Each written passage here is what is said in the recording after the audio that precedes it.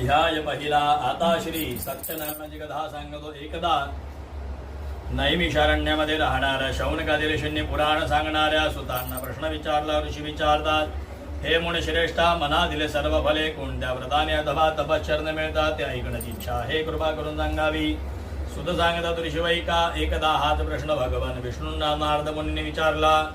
नारद मुनींना प्रश्न विचारल्यावरती भगवंताने नारद मुनींना जे सांगितले तेच मी तुम्हाला सांगतो. शांत चित्ताने ऐका.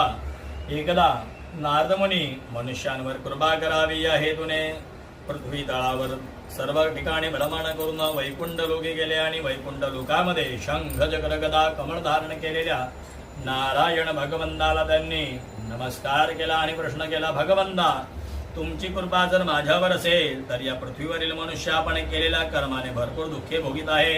या सर्वांची दुःखे कसे नाहीसे होणार, सविस्तर सांगावे. वाक्य ऐकून भगवंत म्हणाले, नारदा, मनुष्यांवर कृपा करण्याचे हेतूने केलेला प्रश्न सुंदर आहे, म्हणून मी तुला सांगतो.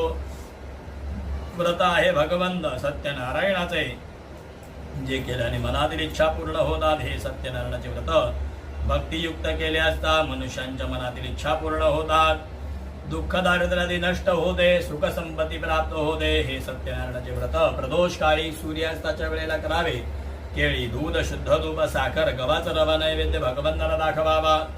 गव्हाचा रवा नाही मिळाला तर तांदळाचा रवा घ्यावा. साखर नाही मिळाली तर गुळ घ्यावा. सांगितलेल्या वस्तू सव्वा प्रमाणात एकत्र करून नैवेद्य भगवंताला दाखवून व्रताची महती श्रवण करावी. आरती पूजनादी कृत्य करून शेवटी तीर्थप्रसाद आदी ग्रहण करावे. याप्रमाणे हे व्रत केले असता मनुष्यांच्या सर्व इच्छा पूर्ण होतात. कलियुगात सर्व जीवांना दुःखनाशाचा हा एकच सोपा उपाय आहे. या ठिकाणी श्री स्कंद पुराणातील रेवा खंडातील सत्यनारायण व्रतकथेतील पहिला अध्याय संपन्न झाला. ओम हरये नमः, हरये नमः, हरये नमः.